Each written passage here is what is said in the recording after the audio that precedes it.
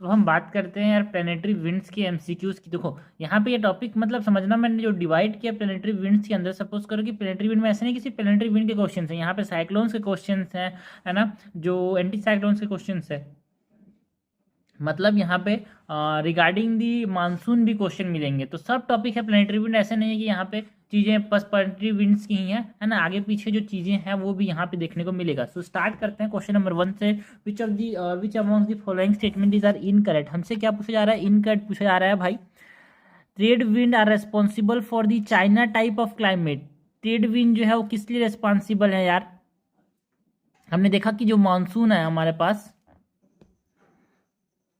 है ना, जो ट्रेड विंड्स हैं वो हमारे पास जो है वो तरह से इंडियन मानसून या फिर कन्वेंशनल सोर्सेज से हमारे पास समर में रेन होता है। इंडिया के अंदर हम बात करें, या फिर ओरोग्राफिक रेन होता है, जब बादल जो है वो पहाड़ों से टकराते हैं, है ना। विंटर में जो होता है वो एंटी साइक्लोनिक कंडीशन की वजह से हो सकता है। तो ये सब चीज़ें हैं। But China type of climate जो है वो कैसे देखने को मिलता है भाई? वो हमको ईस्टर्न मार्जिन में देखने को मिलता है, कॉन्टिनेंट के, मतलब जो एशिया है उसके ईस्टर्न मार्जिन में देखने को मिलता है। ये चाइना, सपोज करिए इंडिया हो गया, ये हमारे पास ये चाइना हो गया, तो चाइना में जो क्लाइमेट है उसको मिलता है चाइना टाइप ऑफ क्लाइमेट। और जो चाइना टाइप ऑफ क्लाइमेट है ना, वो वार्म टेम्परेट लेटीट्यूड्स में देखने को मिलता है जस्ट आउटसाइड द ट्रॉपिक्स। तो यहाँ पे China type of climate is found in the eastern margin of the continent in the warmer temperate latitude. बिल्कुल सही बात है, ठीक है। Offshore winds are main reason. देखो चाइना टाइप क्लाइमेट क्यों मिलता है? बिकॉज यहाँ पे हिमालयास और यहाँ पे विंड जो आ रही है वो पास नहीं कर पाती, इसीलिए यहाँ पे चाइना टाइप ऑफ क्लाइमेट देखने को मिलता है। Offshore trade wind are the main reason for the formation of mid latitude desert. जो मिड लैटिट्यूड डेजर्ट है उनमें मेन कारण क्या है भाई? हाँ, मेन कारण क्या है? जैसे कि मिड लैटिट्यूड डेजर्ट का बात करें तो हमारे पास जो गोबी डेजर्ट है चाइना के अंदर, मंगोलिया के अंदर जो डेजर्ट है ना, उसका मेन कारण क्या है? Rain shadow effect. बिकॉज यहाँ पे जो मानसून आ रहा है उसको हिमालय रोक दे रहा है, इसीलिए वहाँ पे क्या बन गया? डेजर्ट बन गया। सो मिड लेटीट्यूड में जो डेजर्ट बनते हैं they are because of the rain shadow effect, है ना, not due to off shore trade wind, है ना। This is incorrect, it is due to rain shadow effect, है ना। अगर हम बात करें लो लैटिट्यूड्स में, तो लो लैटिट्यूड्स में जो डेजर्ट है लाइक थार डेजर्ट, वो क्यों है? Because of the of shore trade wind, है ना। ऑफ शोर मतलब दूर जाने वाले ट्रेड विंड, किससे? कोस्ट से दूर जा रहे हैं, बादल नहीं बन रहा है, बादल नहीं बन रहा है तो बारिश नहीं हो रही है। सो इनकट हमसे पूछा जा रहा है, इनकट हो जाएगा C1 and 3 only. Question number 1 का आंसर हो जाएगा C। क्वेश्चन नंबर 2 है विच ऑफ द फॉलोइंग और the following question consist of two statements. Assertion reason वाले क्वेश्चन है ये, है ना। So you are examine two और you are to examine the two statement carefully and select the answer to this item using the code given below। assertion दिया हुआ है geostrophic wind move perpendicular to isobars। isobars are what? isobars ऐसे जगह होते हैं जहाँ पे same pressure होता है, एंड जो जियोस्ट्रॉफिक विंड होते हैं वो क्या परपेंडिकुलर मूव करते हैं आइसोबार्स के? हाँ, क्या ये स्टेटमेंट सही है भाई? असर्शन जो है वो गलत है, because they move parallel to the isobars. जो डियोस्ट्रॉफिक विंड होते हैं वो parallel to the isobar move करते हैं। सो फर्स्ट स्टेटमेंट मतलब जो असर्शन है वो इनकरेक्ट है भाई। तो असर्शन इज इनकरेक्ट कहाँ पे? डी स्टेटमेंट में। Assertion is false but reason is true. अगर असर्शन फॉल्स होता है तो रीजन ट्रू ही होता है। The geostrophic flow is the theoretical wind that would result from an exact balance between the Coriolis force and the pressure gradient force। बिल्कुल सही बात है। जियोस्ट्रॉफिक फ्लो तब होता है जब कोरियोलिस फोर्स और ग्रेडियंट प्रेशर ग्रेडियंट फोर्स में क्या होता है? बैलेंस देखने को मिलता है। क्वेश्चन नंबर 3 है यार, with reference to anti cyclones. हमको बात किसकी करनी है? एंटी साइक्लोन्स की बात करनी है। एंटी साइक्लोन्स के बारे में इनकैट पूछा जा रहा है। In the NCR region anti cyclonic condition help to minimize the pollution in winter season.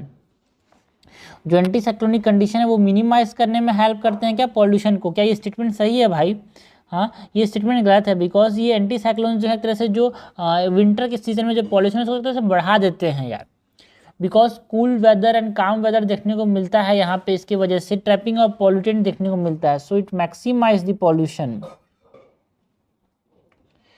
This are the common phenomena along the equatorial belt. जो एंटी साइक्लोन्स हैं वो कॉमन देखने को मिलते हैं इक्वेटोरियल बेल्ट में नहीं भाई, ये सब ट्रॉपिकल हाई प्रेशर बेल्ट में देखने को मिलते हैं।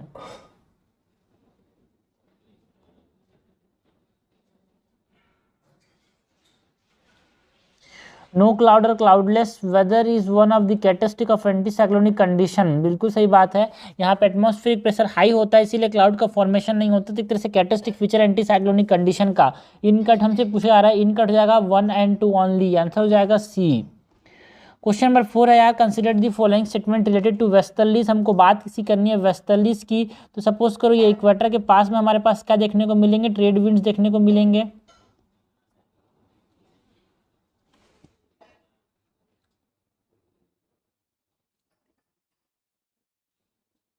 इस प्रकार से ये, उसके बाद हमारे पास क्या देखने को मिलेगा भाई,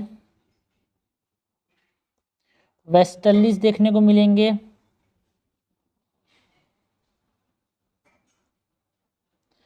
सो वेस्टर्लीज की बात करनी है, ये वेस्टर्लीज हो गए, ये ट्रेड विंड हो गया, ठीक है। इसके बाद यहाँ पे ईस्टर्लीज होते हैं इस प्रकार से।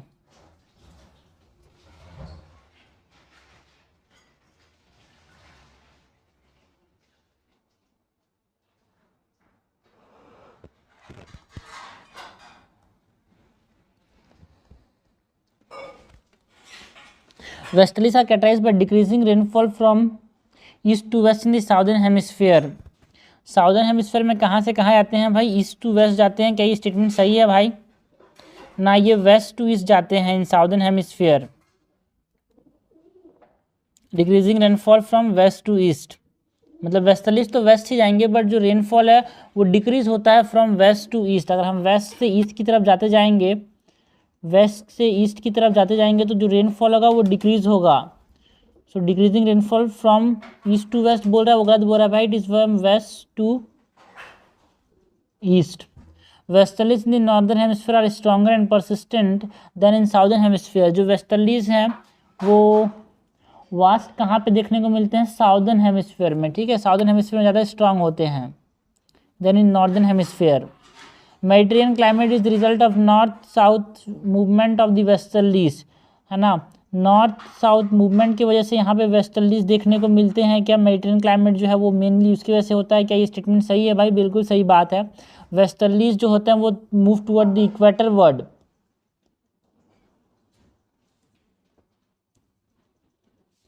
ओके, वेस्टर्लीज जो है वो मूव करते हैं टुवर्ड द इक्वेटर।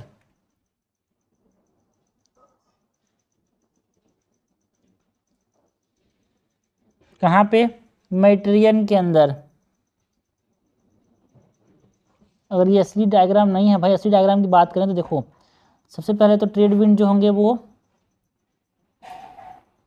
हाई होता है, लो होता है, हाई होता है, फिर हाई होता है, फिर लो होता है, फिर हाई होता है।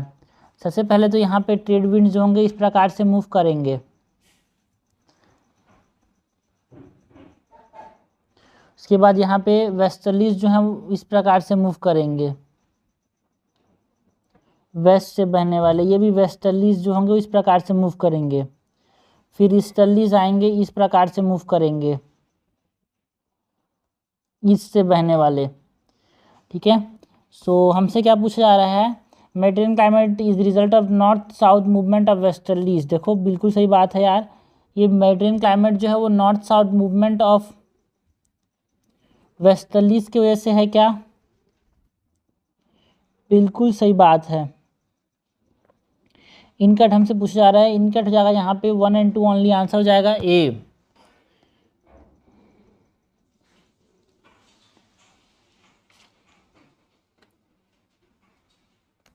सिर्फ यहाँ पे वेस्ट टू ईस्ट जो है वो डिक्रीज होता है रेनफॉल, यहाँ पे ज़्यादा होगा, यहाँ पे कम होगा।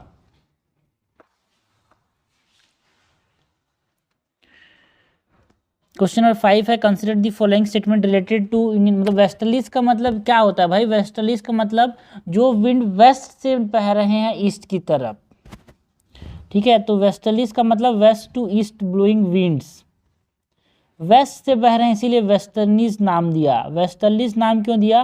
कि वेस्ट से बह रहे हैं, वेस्ट डायरेक्शन से बह रहे हैं। क्वेश्चन नंबर 5 है, consider the following statement related to Indian ocean dipole. हमको इंडियन ओशन डाइपोल के बारे में करेक्ट पूछा जा रहा है। El Nino and negative IOD year have similar effect on Indian agriculture in the terms of production. देखो अल नीनो जो है सूखा कराता है कि ना, है ना। बिल्कुल, अल नीनो जो है सूखा पड़ाता है, मतलब रेनफॉल को कम कराता है, और नेगेटिव आईओडी भी रेनफॉल को कम कराता है, तो दोनों का सिमिलर इफेक्ट है, बिल्कुल सही बात है। Positive IOD result in more cyclones in the Arabian sea than usual. देखो भाई, आईओडी जो है, पॉजिटिव आईओडी, वो रेनफॉल क्या करेगा, बढ़ाएगा, एंड रेनफॉल बढ़ाने की वजह से ज़्यादा साइक्लोन्स कहाँ पे देखने को मिलते हैं, अरेबियन सी में, बिकॉज ज़्यादा बारिश तो होगी west of bay of Bengal वाले रीजन में, बट गर्म कहाँ पे हो जाएगा भाई, गर्म कहाँ पे हो जाएगा, हमारे पास जो अरेबियन सी वाला रीजन है, तो जिसकी वजह से यहाँ पे क्या होता है, ज़्यादा साइक्लोन्स देखने को मिलता है। तो करेक्ट हमसे पूछा जा रहा है ना, बिकॉज गर्म मतलब वहाँ पे बादल उठेंगे, है ना, लो प्रेशर जुर्म बनेगा, तभी तो बारिश ज़्यादा करा रहा है पॉजिटिव आईओडी। पॉजिटिव आईओडी मतलब सपोज करो ये इंडिया है, तो यहाँ पे क्या होगा, वार्म कंडीशन होगा, है ना, यहाँ पे कूलर एरिया देखने को मिलता है नॉर्थ ईस्ट इंडिया में, नॉर्थ ईस्ट एशिया में, तो यहाँ पे बादल उठेंगे और यहाँ बादल बनेगा, तो यहाँ पे लो प्रेशर कंडीशन बनेगा, तो ज़्यादा साइक्लोन्स हो सकते हैं in Arabian sea in the positive IOD condition. सो ये हमने बात की अबाउट क्वेश्चन नंबर 5 आईओडी के बारे में पूछा गया था, इंडियन ओशन डाइपोल के बारे में। क्वेश्चन नंबर 6 देखते हैं, are with reference to tropical cyclones and thunder storms which of the following statement is incorrect. हमको ट्रॉपिकल साइक्लोन्स के बारे में, थंडर स्टॉर्म्स के बारे में पूछा जा रहा है, इनकरेक्ट, सॉरी करेक्ट पूछा जा रहा है।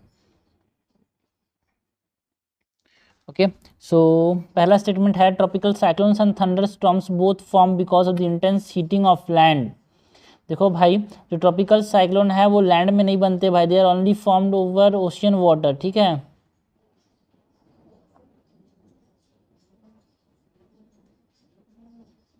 सो ये इनकरेक्ट हो जाएगा। Heat thunderstorm are more common in belt of doldrum. Doldrum मतलब ऐसे जगह जहाँ पे स्टैगनेंट विंड नहीं होता, ज़्यादा यहाँ पे विंड नहीं होता, स्टैगनेंट होता है एयर का फ्लो, ठीक है। जहाँ पे हाई प्रेशर बेल्ट होता है, कन्वर्जेंस देखने को मिलता है एयर, वहाँ पे ज़्यादा कॉमन होता है हीट थंडरस्टॉर्म, बिल्कुल सही बात है। बिकॉज वहाँ पे एयर क्या करता है, कन्वर्ज करके नीचे आता है, तो आइडियल कंडीशन में आता है फॉर द थंडरस्टॉर्म यार, डोलड्रम्स के अंदर। Up draft of air is stronger in tropical cyclones compare to the thunderstorm. देखो थंडरस्टॉर्म डिफर फ्रॉम साइक्लोन्स कैसे भाई, बिकॉज जो साइक्लोन है वो ऑलमोस्ट सर्कुलर होता है, cyclones are almost circular, and जो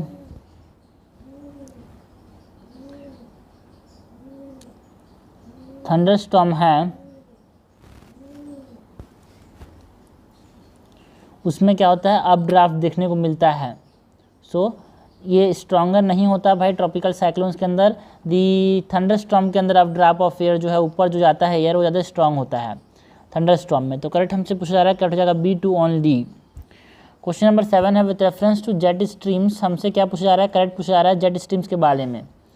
Somali jet streams strengthen the south west monsoon in India. बिल्कुल सही बात है, सोमाली जेट स्ट्रीम्स जो है वो तरह से जो साउथ वेस्ट मानसून है ना, जहाँ पे मेन बारिश जो कस करता है, हाँ, वो इसको क्या करते हैं, बढ़ावा देते हैं। During winter an increase in the thermal contrast intensifies the jet stream. बिल्कुल सही बात है। जेट स्ट्रीम कैसे बनते हैं भाई, जो सेपरेशन है हॉट एंड कोल्ड एयर का, हॉट एंड कोल्ड एयर का जो सेपरेशन है उसके वजह से यहाँ पे ये बनते हैं, और विंटर में क्या होता है, इसमें जो कंट्रास्ट है वो बढ़ जाता है, उसके वजह से हमारे पास ये ज़्यादा देखने को मिलता है, जेट स्ट्रीम्स इंटेंसीफाई कर जाते हैं ये। Heating of Tibetan plateau in summer intensifies the tropical easterly jet stream. बिल्कुल सही बात है, ये इंडिया हो गई, ये जब तिब्बतन प्लेट्यू का ज़्यादा गर्म हो जाता है ये समर्स में, उसके वजह से ये और जेट स्ट्रीम जो है इंटेंसीफाई हो जाता है। सो हमसे क्या पूछा जा रहा है भाई, करेक्ट पूछा जा रहा है, करेक्ट हो जाएगा यहाँ पे D1 2 3। क्वेश्चन नंबर 8 है, consider the following statement related to air masses. हमको एयर मासेस के बारे में इनकरेक्ट पूछा जा रहा है। Anti cyclones are most ideal for the region और for region for development of, देखो क्या लिखा है, anti cyclone are most ideal for regions for development of air masses. Air mass develop करना है तो एंटी साइक्लोनिक कंडीशन, मतलब समझना, एंटी साइक्लोनिक कंडीशन का मतलब हम क्या बोलते हैं,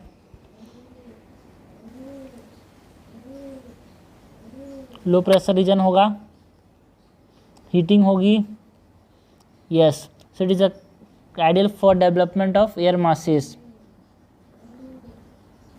क्योंकि यहाँ पे पहली चीज़ तो स्पीड कम होता है एयर का, बिकॉज स्टैगनेंट एयर होता है यहाँ पे जनरली, एंड होमोजीनस सरफेस देखने को मिलता है, टेम्परेचर एंड मॉइस्चर कंटेंट होता है लो प्रेशर की वजह से, तो एक ideal condition for the development of air masses. Pre existing low pressure और pre existing low level disturbance is essential for the formation of air masses. देखो भाई, pre existing low level disturbance is essential for the formation of what, tropical cyclones.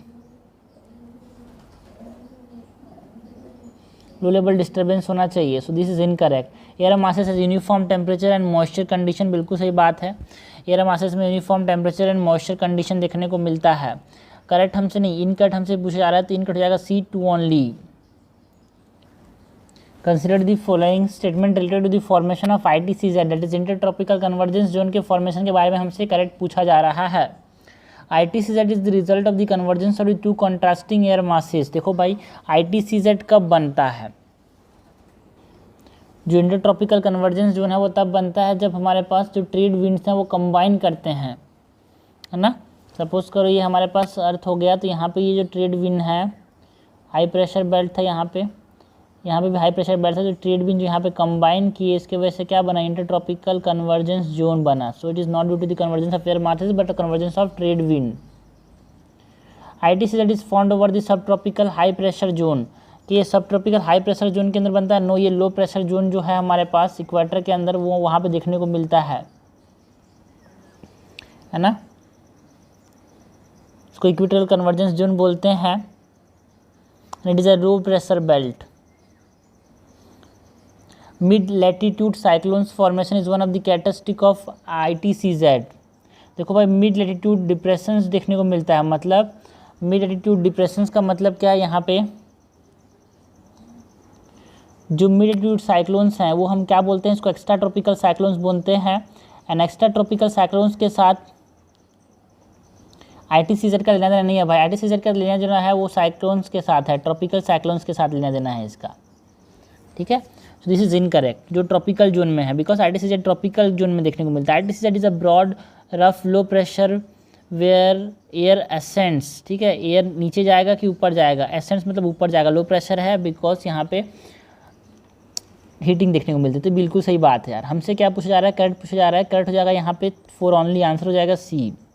Question number 10 है, with reference to El Nino. El Nino मतलब बारिश कम होगी, rainfall कम होगा, सूखा वाला condition. Which of the following statement is incorrect. It is characterized by further decrease in the temperature along Peru and Ecuador coast. देखो भाई, ये हमारे पास नॉर्थ अमेरिका हो गया, ये हमारे पास नॉर्थ अमेरिका अगर हो गया, ये हमारे पास साउथ अमेरिका हो गया, तो यहाँ पे क्या होता है, एल नीनो में इंडिया में बारिश कम होगी, इंडिया में बारिश कम होगी, ऑस्ट्रेलिया में बारिश ज़्यादा होगा। ऑस्ट्रेलिया में बारिश ज़्यादा होगा तो यहाँ पे इस तरह से असेंड कर जाएगा, बादल बनेगा, यहाँ पे बादल बनेगा मतलब यहाँ पे क्या बनेगा, लो प्रेशर कंडीशन, हीटिंग होगी। यहाँ पे कोल्ड वाटर होगा तो मतलब असेंड करेगा चीज़ें, असेंड करेगा तो वहाँ पे टेम्परेचर क्या देखने को मिलता है, it is category decrease in the temperature along the Peru and Ecuador. क्या ये स्टेटमेंट सही है भाई, क्या ये स्टेटमेंट सही है ना। यहाँ पे देखो इस प्रकार से होता है, यहाँ पे लो प्रेशर, हीटिंग, फिर कोल्ड, फिर हीट, ठीक है। ओके, तो ये अल नीनो वाला कंडीशन है, ये ला नीना वाला कंडीशन है, जहाँ पे इंडिया और ऑस्ट्रेलिया कंडीशन सेम हो जाता है भाई, बारिश ज़्यादा होती है। बट अगर ला नीना हुआ तो ऑस्ट्रेलिया में बारिश नहीं होगी, ऑस्ट्रेलिया में बारिश नहीं होगा तो बारिश कहाँ पे ज़्यादा देखने को मिलता है अपने को, यहाँ पे पेरू के कोस्ट में देखने को मिलता है, बिकॉज यहाँ पे हीटिंग देखने को मिल रही है। सो डिक्रीज इन टेम्परेचर बोल रहा है, no, it is increase in the temperature during the El Nino condition, ठीक है। अल नीनो में बारिश जैसे इंडिया में कम होता है ना, उसी प्रकार समझना। क्वेश्चन सॉल्व करना बहुत जरूरी है। क्वेश्चन सॉल्व करने के लिए कॉन्सेप्ट आपको जो किताब में उस हिसाब से नहीं, क्वेश्चन सॉल्व करने के हिसाब से कॉन्सेप्ट बनाने पड़ेंगे। तो एल नीनो में क्या होगा, इंडिया में बारिश कम होगी, ठीक है, इंडिया में बारिश कम होगी, उसी प्रकार का ऑस्ट्रेलिया में बारिश कम होगा। जब ऑस्ट्रेलिया में बारिश कम होगा तो यहाँ पे लो प्रेशर नहीं, यहाँ पे हाई प्रेशर, मतलब यहाँ पे कोल्ड जोन देखने को मिलेगा, कोल्ड वाटर, यहाँ पे हीट वाटर, यहाँ पे हीट रहेगा तो यहाँ पे बादल ऊपर जाएगा, बारिश करेगा। तो पेरू में बारिश होती है, इक्वेटर में बारिश होती है। दिस ब्रॉट और ला नीना में क्या होता है, ला नीना में क्या होता है, यहाँ पे कोल्ड वाटर देखने को मिलता है, जहाँ पे कोल्ड वाटर होगा वहाँ पे फिश देखने को मिलेगा। तो ला नीना में क्या होता है, फिशिंग ज़्यादा देखने को मिलती है इक्वाडोर और पेरू में, ठीक है। अल नीनो में क्या होता है, ऑस्ट्रेलिया में, इंडिया में बारिश कम होता है, ज़्यादा बारिश कहाँ पे होता है, पेरू एंड इक्वाडोर में, बिकॉज वहाँ पे हीट बनता है। हीट मतलब क्या, कोल्ड वाटर नहीं होगा, हॉट वाटर होगा तो क्लाउड बनेगा, बारिश होगी। So first statement is incorrect because यहाँ पे इंक्रीज देखने को मिलता है अल नीनो वाले कंडीशन में। This bring dot in western Pacific and more rain in southern American western coast। बिल्कुल सही बात है यार, ज़्यादा बारिश होगी क्या, बिल्कुल ज़्यादा बारिश होगी। अल Nino year increase production of summer crop in India. देखो भाई समर क्रॉप का प्रोडक्शन कम गया था बिकॉज सूखा पड़ जाता है भाई, ठीक है। तो हमसे इन कट पूछा जा रहा है, इन कट हो जाएगा 1 और 3 ओनली, आंसर हो जाएगा सी। आगे बढ़ते हैं भाई, क्वेश्चन नंबर 11 देखते हैं। With reference to westerlies, westerlies को वेस्टर्लीज के बोलते हैं कि वेस्ट से ईस्ट की तरफ बहते हैं ये। Which of the following statement is correct? Western margin of Britain get rainfall throughout the year. हाँ, जो वेस्टर्न मार्जिन है ब्रिटेन का वो साल भर पानी देखने को मिलता है, बिल्कुल सही बात है। बिकॉज वहाँ पे जो वेस्टर्लीज हैं उनका ऑल राउंड ईयर यहाँ पे इन्फ्लुएंस देखने को मिलता है। सो ये स्टेटमेंट सही है भाई। Between 30 and 45 degree north and south latitude, wet summer and dry winter. तो ये कुछ इस प्रकार से यहाँ पे बहते हैं। ये जो बह रहे हैं इसको हम बोलते हैं ट्रेड विंड्स, ये जो बह रहे हैं इसको हम बोलते हैं वेस्टर्लीज, एंड इस प्रकार से जो बहते हैं उसको हम बोलते हैं ईस्टर्लीज।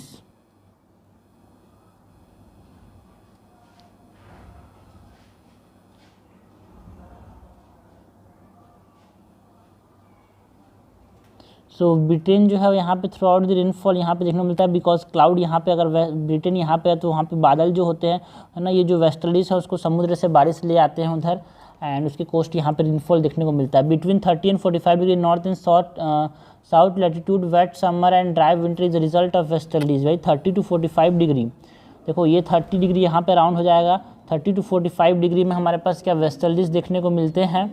हाँ देखो 30 to 45 degree north and south latitude जो है ये उल्टा बोल रहा है भाई। वेस्टर्लीज 30 to 40 डिग्री नॉर्थ में मेडिटेरियन क्लाइमेट करते हैं, ठीक है, इसको बोलते हैं Mediterranean climate. And Mediterranean climate में बारिश कहाँ पे होती है? विंटर में होती है। सो वेट विंटर होता है। WW याद रखना, वेट विंटर। तो ये स्टेटमेंट क्या हो जाएगा भाई? Incorrect. Rainfall in the Laurentian climate region is result of westerlies. Laurentian climate में जो ये देखो, ये लॉरिशियन कौन से हैं भाई? ये वेस्टर्लीज है। लॉरिशियन इस प्रकार से ईस्टर्नलिस्ट होते हैं। लॉरिशियन क्लाइमेट में क्या होते हैं? ईस्टर्नलिस्ट देखने को मिलता है लॉरिशियन क्लाइमेट में। So it is due to westerlies बोल रहा है। नो, लॉरिशियन क्लाइमेट जो है वो हमको कहाँ पे देखने को मिलता है यार? अपना higher polar sub polar region में देखने को मिलता है। It is due to the easterlies. Westerlies are responsible for the rainfall in the northern western part of India। North west part of India में जो रेनफॉल होता है थ्रू आउट द ईयर, वो क्यों होता है भाई? हाँ, वेस्टर्लीज की वजह से। देखो थ्रू आउट द ईयर बोला नहीं भाई, देखो विंटर सीजन में नॉर्थ वेस्ट इंडिया में जो बारिश होती है वो क्यों होती है? Because of the westerlies. जो एक्स्ट्रा ट्रॉपिकल साइक्लोन्स या फिर एक्स्ट्रा ट्रॉपिकल स्टॉर्म्स देखने को मिलते हैं वो हमारे पास क्यों होते हैं? बिकॉज ऑफ दी वेस्टर्लीज यार, ठीक है। सो ये जो होगा ये throughout the year rainfall नहीं देखने को मिलता, only in the west winter season देखने को मिलता है। सो ये इनकरेक्ट हो जाएगा। सो हमसे करेक्ट पूछा जा रहा है, करेक्ट हो जाएगा यहाँ पे 1 ओनली, आंसर हो जाएगा सी। क्वेश्चन नंबर 12 है with reference to air masses and fronts. हमको बात किसकी करनी है? एयर मासेस एंड फ्रंट्स की बात करनी है। Which of the following statement is are correct? Air masses and fronts के बारे में हमसे क्या पूछा जा रहा है? करेक्ट पूछा जा रहा है। Deformatory circulation is most favourable for frontogenesis. Frontogenesis का मतलब क्या? Formation of fronts. उसके लिए डिफॉर्मेटरी सर्कुलेशन ज़्यादा जरूरी होता है क्या? डिफॉर्मेटरी सर्कुलेशन का मतलब क्या? कन्वर्जेंस देखने को मिलता है दो एयर मासेस का, कॉन्ट्रास्टिंग एयर मासेस का, मतलब जो hot and cold air masses का कन्वर्जेंस देखने को मिलता है ना, तो उसको बोलते हैं deformatory circulation is most favourable for frontogenesis. इसके वजह से क्या फ्रंट बनते हैं भाई? बिल्कुल सही बात है, मोस्ट फेवरेबल कंडीशन बनाता है ये। हॉरिजॉन्टल स्प्रेड देखने को मिलता है along the line of axis, है ना। सो इसकी वजह से यहाँ पे क्या बनता है? फ्रंट्स का फॉर्मेशन देखने को मिलता है। हॉट एंड कोल्ड एयर जब यहाँ पे देखने को मिलते हैं तो फर्स्ट स्टेटमेंट करेक्ट हो जाएगा यार। Convergence of two different air masses is the pre requisite condition for the formation of mid latitude cyclones. Mid latitude cyclone का मतलब समझना भाई, मिड लैटिट्यूड साइक्लोन्स जो होते हैं वो कहाँ पे बनते हैं, है ना। ये सपोज करो ये इक्वेटर हो गया, मिड लैटिट्यूड इस रीजन में, ठीक है, तो जो लैंड वाले रीजन में, तो वहाँ पे क्या होता है जनरली जो साइक्लोन्स बनते हैं उसको हम एक्स्ट्रा ट्रॉपिकल साइक्लोन्स बोलते हैं। वो क्यों बनते हैं? Because of the cold air masses and hot air masses जब यहाँ पे टकराते हैं आपस में, है ना, तो क्या होता है जो वार्म ऊपर जाता है, अचानक से ऊपर बादल बनाता है, लो प्रेशर कंडीशन बनाता है, जिसकी वजह से यहाँ पे साइक्लोन्स का फॉर्मेशन होता है। More gentle the slope of front, more the downpour and bad weather. देखो जितना जेंटल होगा उतना कम बारिश होगी यार, ठीक है। जितना स्टीप स्लोप होगा मतलब उतना तेज़ी से ऊपर जाएगा, उतना ज़्यादा क्लाउड बनेगा, उतना ज़्यादा यहाँ पे डाउनपोर होगा, उतना ज़्यादा बैड वेदर होगा। सो ये इनकरेक्ट हो जाएगा। Contrast in temperature of two air masses is more in summer season. जो कॉन्ट्रास्ट है टेम्परेचर का, है ना, वो समर सीजन में ज़्यादा होता है भाई, नहीं, वो कॉन्ट्रास्ट जो है वो विंटर सीजन में ज़्यादा देखने को मिलता है। कॉन्ट्रास्ट मतलब अपोजिट। सो हमसे क्या पूछा जा रहा है, करेक्ट पूछा जा रहा है क्या, करेक्ट पूछा जा रहा है क्या, यस करेक्ट हो जाएगा 1 and 2 ओनली, आंसर हो जाएगा सी। क्वेश्चन नंबर 13 है temperate cyclones, temperate cyclone does not form on equator because. जो टेम्परेट साइक्लोन्स जिसको हम एक्स्ट्रा ट्रॉपिकल साइक्लोन्स बोलते हैं वो इक्वेटर में क्यों नहीं बनते। At equator 2 air masses do not converge. हाँ, इक्वेटर के अंदर 2 एयर मासेस, क्योंकि हमें पता है अभी हमने देखा कि एक्स्ट्रा ट्रॉपिकल साइक्लोन्स या फिर टेम्परेट साइक्लोन्स जो है उसमें 2 डिफरेंट कॉन्ट्रास्टिंग एयर मासेस जरूरत पड़ती है ना। तो क्या यहाँ पे कोई 2 डिफरेंट एयर मासेस नहीं होती इसलिए ऐसा नहीं बनता, ऐसा कंडीशन है इसलिए बोलते हैं क्या, नो। देखो मॉइस्चर कंटेंट, देखो इक्वेटर के अंदर क्या है, रिलेटिवली जो एयर मासेस हैं वो सेम फिजिकल कैरेक्टरिस्टिक होता है, मॉइस्चर कंटेंट जो होता है ना वो दोनों से बराबर लाइक का होता है। तो वहाँ पे क्या होता है, कंडीशन फेवरेबल नहीं होते for temperate cyclones to formation. But ये यहाँ पे जो एक्स्ट्रा ट्रॉपिकल मतलब जो टेम्परेट साइक्लोन्स होते हैं वहाँ पे अगर हम देखें तो टेम्परेट रीजन में क्या होता है कि हमारे पास फिजिकल कंडीशन अलग अलग होता है। हाई हीट ज़्यादा देखने को मिलता है, heat air masses and cold air masses. So this is incorrect. तो डू नॉट कन्वर्ट वाला सिचुएशन बोल रहा है वो गलत बात है यार। कन्वर्ट करते हैं पर दोनों का कैरेक्टरिस्टिक कैसे होगा तो कैसे चलेगा। Uniform temperature condition of 2 air masses which converge at equator, बिल्कुल सही बात है यार। यहाँ पे एक्स्ट्रा ट्रॉपिकल टेम्परेट साइक्लोन्स क्यों नहीं बनते, बिकॉज दोनों का टेम्परेचर सेम कंडीशन है यार, तो कैसे नहीं बनेंगे। बिकॉज हमको पता है जो ट्रॉपिकल साइक्लोन्स जो है वो ठीक है, बट एक्स्ट्रा ट्रॉपिकल साइक्लोन्स जो बनते हैं वो एयर मासेस के टेम्परेचर डिफरेंस की वजह से बनते हैं। तो यहाँ पर टेम्परेचर डिफरेंस नहीं हो पाता, दोनों कन्वर्ज कर जाते हैं इक्वेटर में, इसलिए नहीं बन पाता। यूनिफॉर्म टेम्परेचर होता है इसलिए नहीं बन पाता। मेन कारण ये हो गया नहीं बनने का। कोरलिस फोर्स इज मैक्सिमम इक्वेटर, बच्चे को पता है कोरलिस फोर्स इक्वेटर में क्या होता है, 0 होता है। Doldrum at equator inhibit the formation of cyclones. पहली बात तो डोलड्रम जो होते हैं वो 10 degree north and 10 degree south latitudes में देखने को मिलते हैं यार, ठीक है, सब ट्रॉपिकल हाई प्रेशर बेल्ट में। Doldrums are what, this are sub tropical high pressure belt. सो ये इक्वेटर की बात बोला, गलत बोला यार पहली बात तो। क्वेश्चन नंबर 14 है which among the following is are the direct implication of shifting of the wind belt. जो विंड बेल्ट है उसकी जो शिफ्ट हो रही है उसका, तो जो शिफ्टिंग होता है विंड बेल्ट का, तो monsoon climate in South East Asia region, Indian sub continent and part of the Africa. तो जो शिफ्टिंग होती है, ठीक है, नॉर्थवर्ड शिफ्टिंग जल्दी यहाँ पे देखने को मिलता है। सपोज करो ये इक्वेटर हो गया, ये अर्थ हो गया, तो यहाँ पे जो नॉर्दर्न शिफ्ट जो होता है लाइक इंट्रॉपिकल कन्वर्जेंस जिन का, तो उसकी वजह से मानसून देखने को मिलता है भाई, बिल्कुल सही स्टेटमेंट है ये।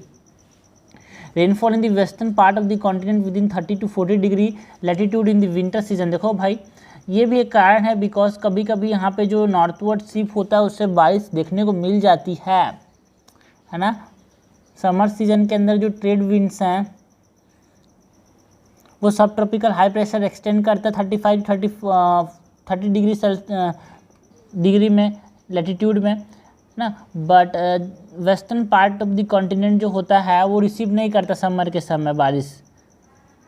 बट जो सब ट्रॉपिकल बेल्ट है जब वो इक्वेटर की तरफ शिफ्ट करता है तो विंटर में बारिश देखने को मिलती है वेस्टर्लिस के वजह से। तो ये सही है कि कभी कभी रेनफॉल जो है western part of the continent with in 30 to 40 degree latitude in winter season देखने को मिलता है यार, बिकॉज ऑफ दी, ये देखो ये तो हमने देखा इंटर ट्रॉपिकल कन्वर्जेंस जोन की वजह से, एंड ये due to shift of the सब tropical high, shift of sub tropical high pressure belt, and this is due to shift of what, shift of inter tropical convergence zone which is nothing but trade winds यार, है ना।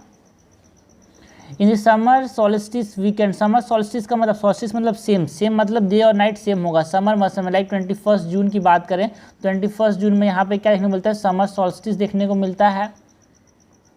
Weekend क्या लिखा है, in summer solstice weakened polar easterlies in the northern, और weakened हो जाते हैं जो पोलर स्टर्लीस है नॉर्दर्न हेमिस्फीयर में। क्या ये स्टेटमेंट सही है भाई, बिल्कुल सही बात है, बिकॉज जो वेस्टर्लीस है they are spread toward the northward या फिर पोलवर्ड शिफ्ट देखने को मिलता है सब polar low pressure northern summer के अंदर, है ना।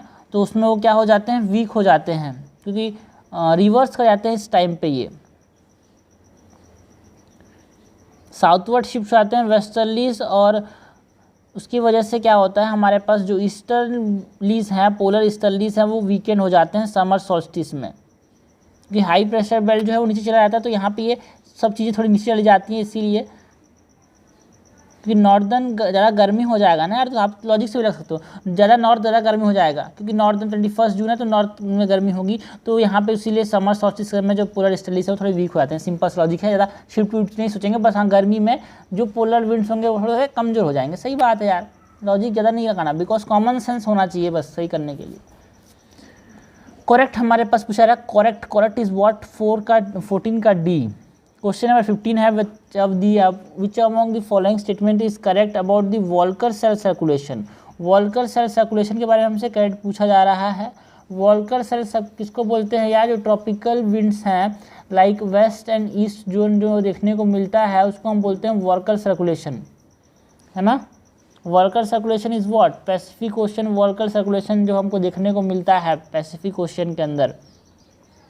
ये ऑस्ट्रेलिया हो गया, अगर ये हमारे पास पेरू का कोस्ट है तो यहाँ पे ये सर्कुलेशन जो देखने को मिलता है गर्म है ना, इसको बोलते हैं इक्वेटोरियल पैसिफिक वॉल्कर सर्कुलेशन, जहाँ पे कन्वेक्शन सेल क्रिएट होता है due to formation the pressure gradient from east to west. ठीक है, ईस्ट से वेस्ट की तरफ प्रेशर ग्रेडियंट बनता है, इसीलिए यहाँ पे क्या बनता है, वॉल्कर सर्कुलेशन बनता है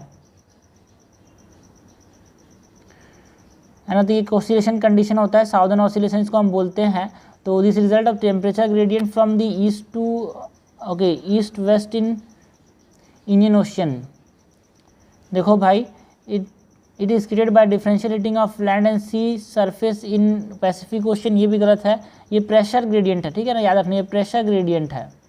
so it is form to development of pressure gradient from east to west in the equatorial Pacific ocean. बिल्कुल सही बात है, ये ईस्ट है पेरू का कोस्ट और वेस्ट है ऑस्ट्रेलियन का कोस्ट, या फिर सेंट्रल पैसिफिक की बात करें तो वो हमारे पास क्या होता है, वेस्ट है। तो ये प्रेशर ग्रेडियंट होता है, not differential heating, not temperature gradient from the east to west, इसको बोलते हैं वॉल्कर सर्कुलेशन।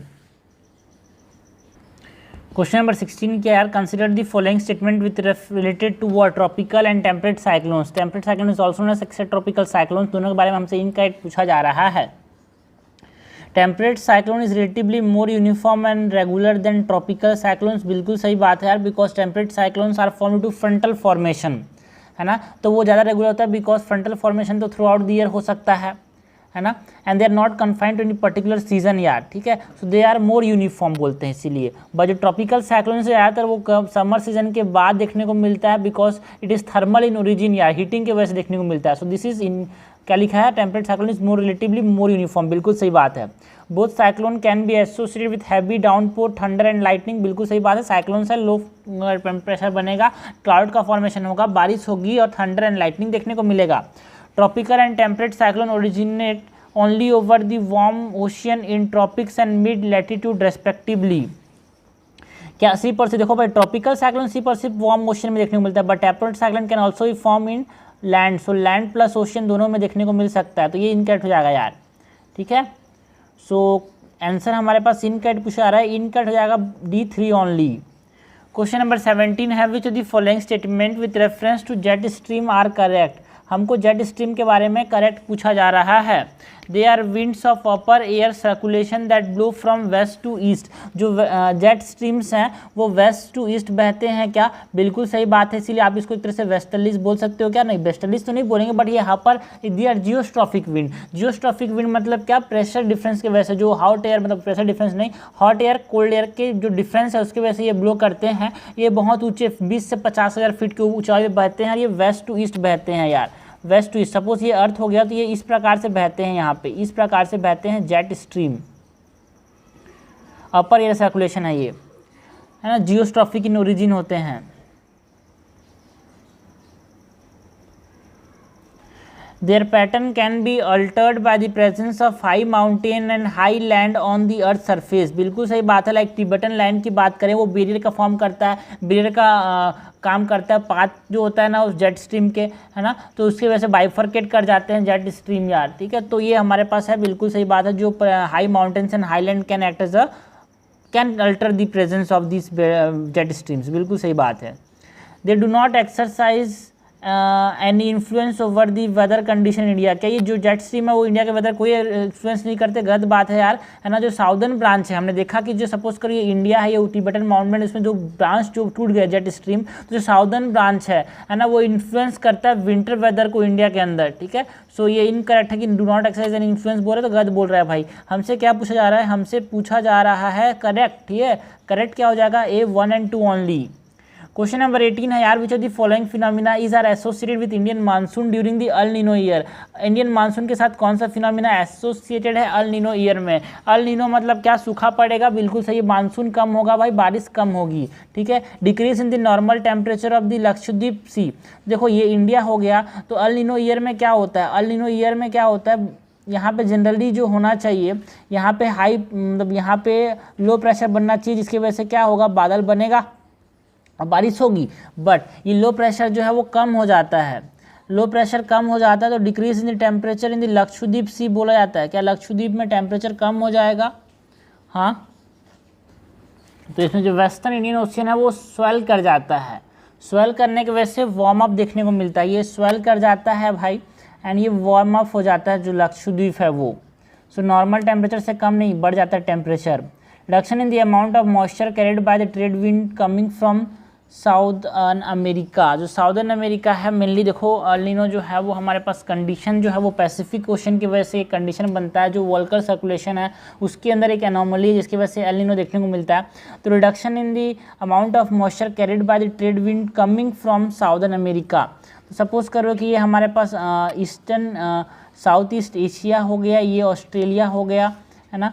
इसको हटाते हैं भाई। ये सपोज करो ये जापान है, ये चाइना है, ये साउथ ईस्ट एशिया हो गया, यहाँ पे छोटे छोटे आइलैंड्स हो गए, ये ऑस्ट्रेलिया हो गया, ये हमारे पास नॉर्थ अमेरिका, ये साउथ अमेरिका, ठीक है। तो यहाँ पे क्या पूछा है? Reduction in the amount of moisture. तो यहाँ पे क्या होता है? एल नीनो ईयर में क्या होता है? हमने ऊपर में देखा था एक अल नीनो ईयर वाला क्वेश्चन में, है ना। अल नीनो ईयर में क्या होता है? यहाँ पे जो कोल्ड है कि हीट होता है। बारिश कहाँ पे होती है? अल नीनो में, है ना। एल नीनो में बारिश कहाँ पे होती है भाई? मतलब सूखा कहाँ पे पड़ता है? इंडिया और ऑस्ट्रेलिया में। तो बारिश कहाँ पे होती है? बारिश होता है यहाँ पे हीट होता है, हीट अप हो जाता है ये, है ना। लो प्रेशर बनता है, हीट देखने को मिलता है, इसीलिए यहाँ पे बारिश होती है हमारे पास साउथर्न अमेरिका में। Moisture carried by reduction in the amount of moisture carried by the trade wind coming from southern America. Southern America से जो मॉइस्चर कैरिड विंड है वो कम हो जाता है, इसलिए तो यहाँ पे क्या हो रहा है? बारिश कम हो रही है। तो बिल्कुल सही बोल रहा है, बारिश यहाँ पे हो जाती है जैसे मॉइस्चर नहीं आ पाता। Strengthening of the intertropical convergence zone across northern plain. देखो भाई, स्ट्रेंथनिंग नहीं देखने को मिलती, वीकनिंग देखने को मिलती है, बिकॉज सप्रेशन देखने को मिलता है प्लेन्स ऑफ द नॉर्थ का।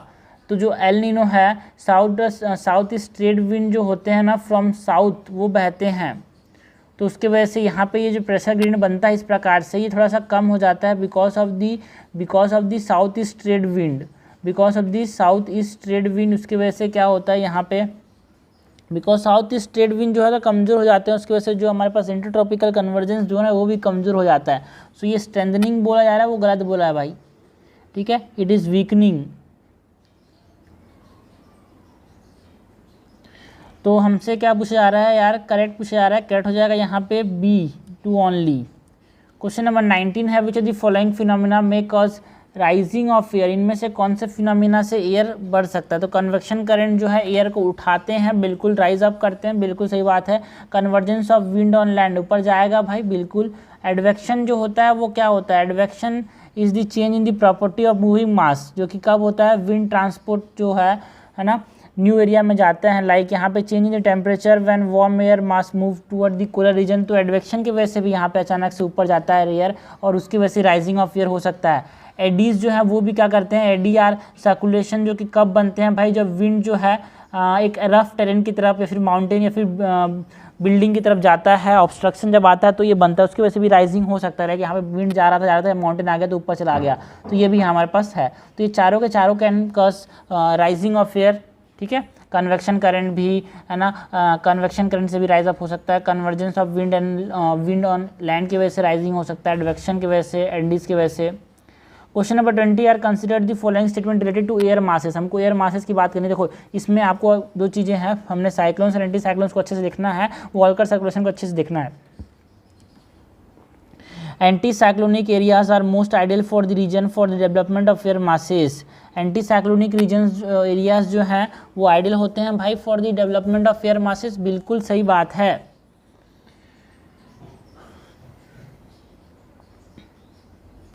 बिकॉज यूनिफॉर्म कंडीशन देखने को मिलता है क्या यहाँ पे, मॉइस्चर कंडीशन देखने को मिलता है ना, एंड जो एटमॉस्फेरिक कंडीशन है वो large area stay constant for the long time, जिससे एयर मासेस का फॉर्मेशन होता है यार, है ना। तो बिल्कुल सही बात है, जो एंटी साइक्लोनिक कंडीशंस में तो यही होता है, लार्ज रीजन में मॉइस्चर कंडीशन देखने को मिलता है, यूनिफॉर्म सरफेस टेम्परेचर होता है। Source region for formation of air is land only, ना भाई ना, एंटी साइक्लोनिक कंडीशन में लैंड भी हो सकता है और सी भी हो सकता है। तो ideal condition for the air masses on land की बात करें तो बहुत सारे आइडियल कंडीशंस हैं, बट ये लैंड और सी दोनों में हो सकता है, लैंड प्लस ओशन दोनों में देखने को मिल सकता है। सो ये इन कट हो जाएगा। Homogeneous earth surface is one of the essential condition for the formation of air masses. GS बिल्कुल सही बात है, जो कि हमको एंटी साइक्लोनिक कंडीशन में देखने को मिलता है। उसी से तो गर्मी जो होगा, उसी से तो टेम्परेचर जो होगा एयर वो ले पाएगा होमोजीनस कंडीशन का। करेक्ट हमसे पूछा जा रहा है, करेक्ट हो जाएगा 1 और 3 ओनली, आंसर हो जाएगा सी। आगे बढ़ते हैं भाई, क्वेश्चन नंबर 21 देखते हैं। Which of the following are the main areas showing marine west coast climate. कहाँ पे मैराइन वेस्ट कोस्ट क्लाइमेट देखने को मिलता है, ये हमसे पूछा जा रहा है। तो west coast of North America में मैराइन वेस्ट कोस्ट क्लाइमेट देखने को मिलता है भाई। अगर ये नॉर्थ अमेरिका है, ये साउथ अमेरिका है, तो यहाँ पे क्या देखने को मिलता है, मैराइन वेस्ट कोस्ट क्लाइमेट देखने को मिलता है। जनरली ये मेडिटेरियन क्लाइमेट के पोलवर्ड रीजन में देखने को मिलता है ना। वेस्टवर्ड कोस्ट ऑफ कॉन्टिनेंट्स में मेजर एरियाज में क्या क्या आते हैं भाई, west coast of North America, north western Europe जो है वो, northern California, southern Chile, south east of New Zealand, या फिर south east of Australia, not northern Australia. ठीक है, एक तरह से टेम्परेचर जो होता है यहाँ पे वो मॉडरेट होता है, मराइन क्लाइमेट है इसलिए, एंड वार्मर होता है यार। देन उसके लैटिट्यूड थोड़ा गर्मी होता है, मतलब जो उसके लैटिट्यूड में जितना गर्मी होता है उससे ज़्यादा ही गर्म होता है ये रीजन। ठीक है, सो करेक्ट हमसे पूछा जा रहा है, करेक्ट हो जाएगा सी 1, 2, 3 ओनली। एंड इसमें एक तरह से प्रेसिपिटेशन जो होता है थ्रू आउट द ईयर होता है। जो नॉर्दर्न ऑस्ट्रेलिया, यहाँ पे क्या देखने को मिलता है, यहाँ पे ट्रॉपिकल मानसून क्लाइमेट देखने को मिलता है, इसलिए तो ये जो रीजन है वो अल नीनो से कम बारिश रिसीव करता है, ला नीना से ज़्यादा बारिश रिसीव करता है। क्वेश्चन नंबर 22 है, with reference to Mediterranean climate consider the following statement.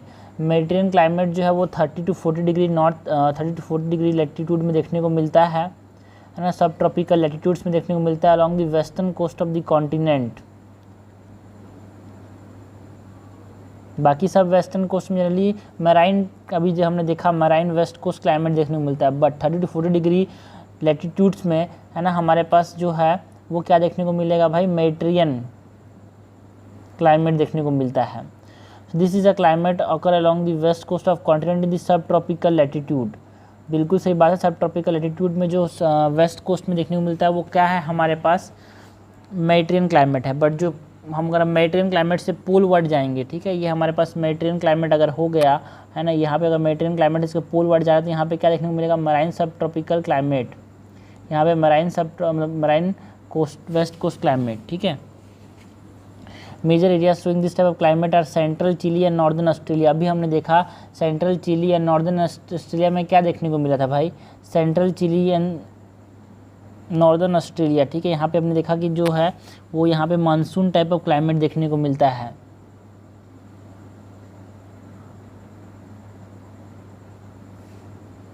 तो जो मेडिटेरियन क्लाइमेट है वो कहाँ पे देखने को मिलता है यार, सेंट्रल कैलिफोर्निया में, सेंट्रल चिली के अंदर, एंड साउथ ईस्ट और साउथ वेस्ट ऑस्ट्रेलिया में।